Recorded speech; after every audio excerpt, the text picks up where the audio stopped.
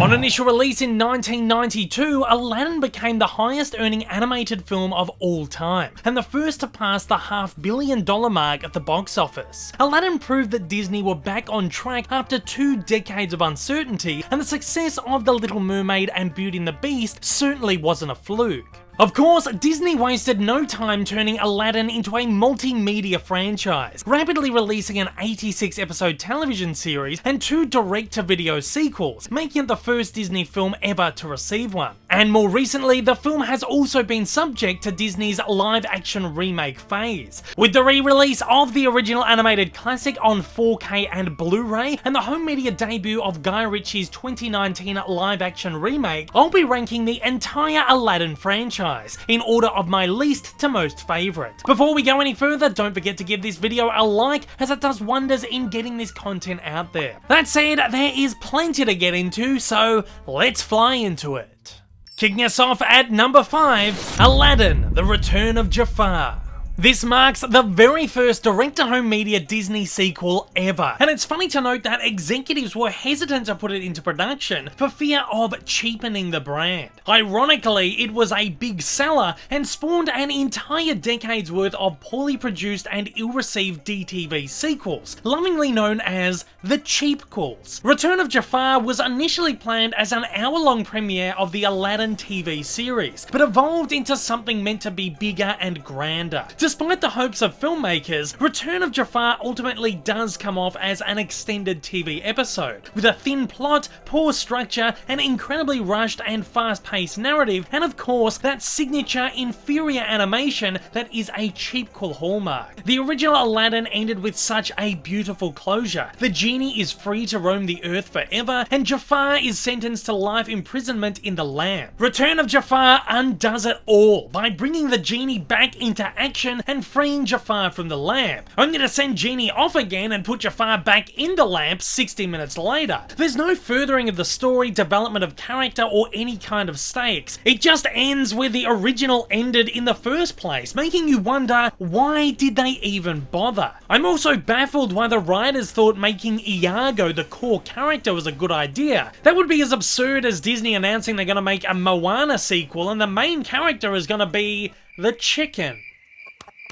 Following a falling out with Disney, Robin Williams refused to return to voice the Genie, with Homer Simpson voice actor Dan Castellaneta taking over the role. Ooh, she dances. And it's obviously not the same. He struggles to capture the madcap, frenetic energy of Williams, and the whole thing just reeks of him reading the writer's best Robin Williams jokes and trying his best imitation. Without Williams, the movie loses that incredible charm of the original, and likewise, while the songs are fairly well written and enjoyable, they are ultimately forgettable and lack the majesty of those from the first. All in all, this is a film without any of the heart, soul, or charm of the first, and while admittedly the budget of the film meant some of these pitfalls couldn't be avoided, a little less haste in production could have done wonders. 4.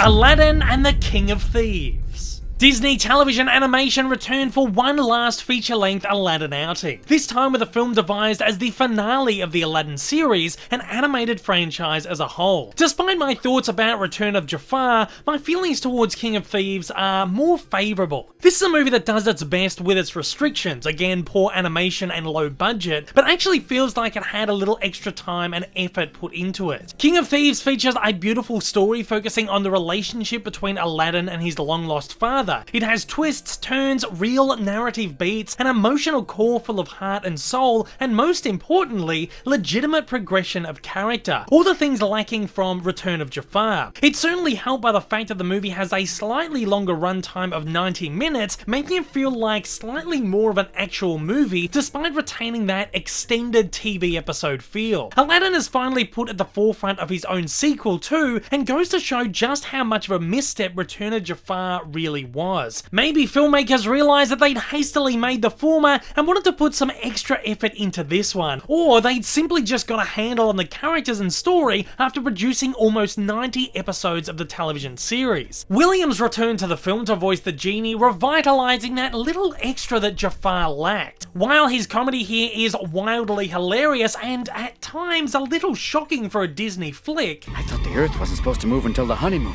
it does still fall a little short of that uncontainable performance of the first film. I'm guessing that he may not have had as much creative freedom with this one and was perhaps harnessed or restricted a little by the script. Regardless, it's fun to get more Williams Genie and makes the film a worthwhile watch at least once. The action and adventure in this one are pretty enjoyable and fun too. It's not a great movie, but it's easily one of the better Disney cheap calls in existence. 3.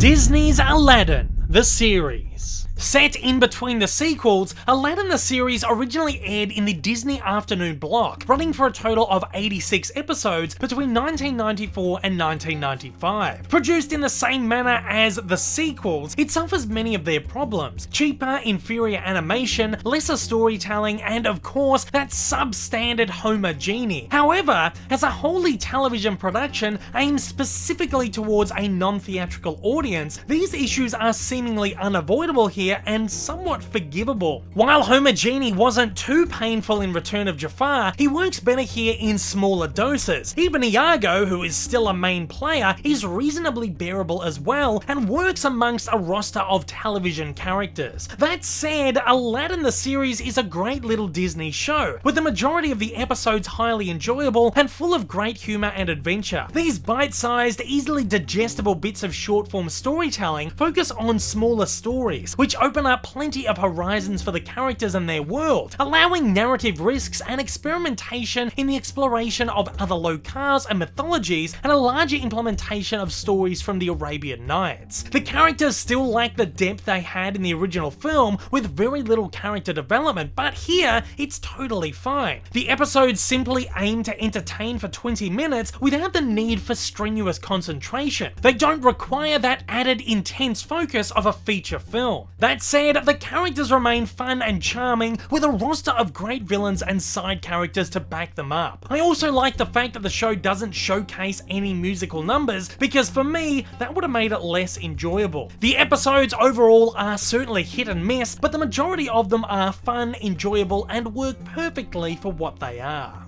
2. Aladdin 2019.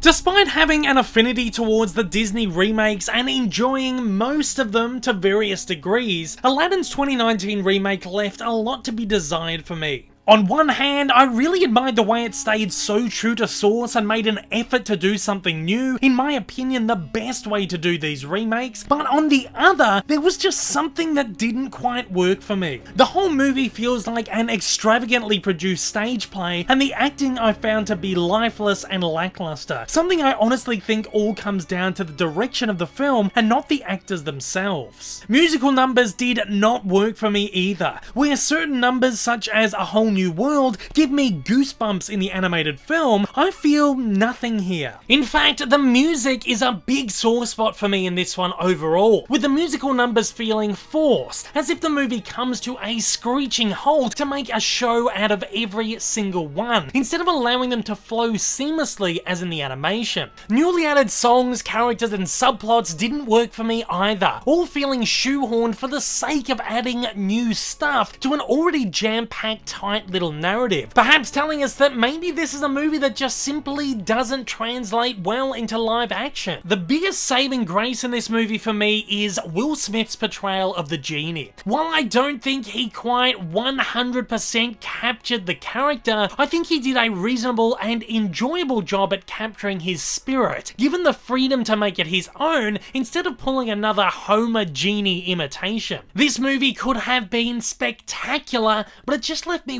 wanting something more. And coming in as my #1 favourite Aladdin installment, Aladdin 1992.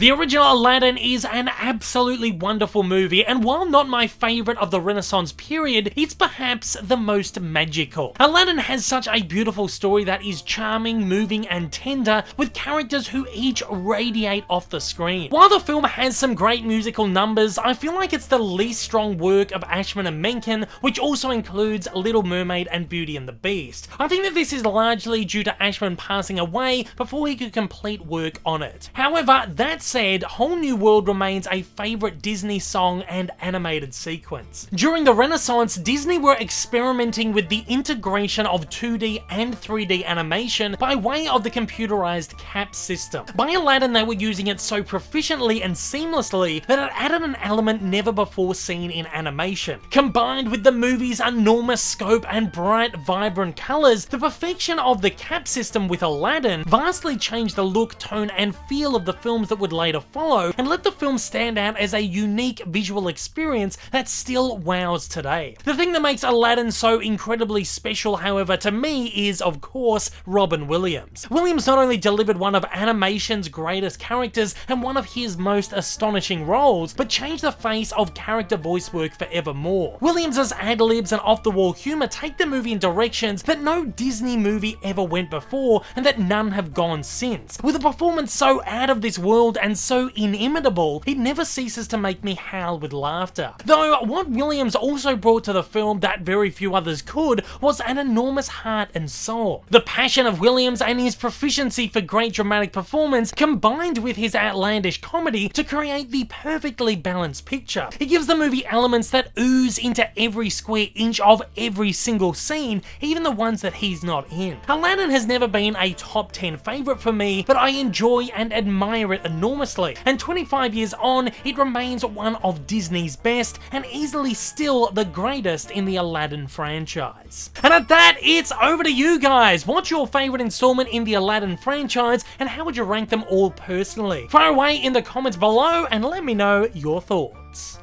If this is your first time viewing one of my videos and you'd like to see more like it in the future, then please don't forget to hit that big old subscribe button up on your screen, as well as that like button down below for that little extra support. Also, don't forget to check me out on social media, and please consider supporting me over on Patreon. Thanks for watching and have a fantastic day.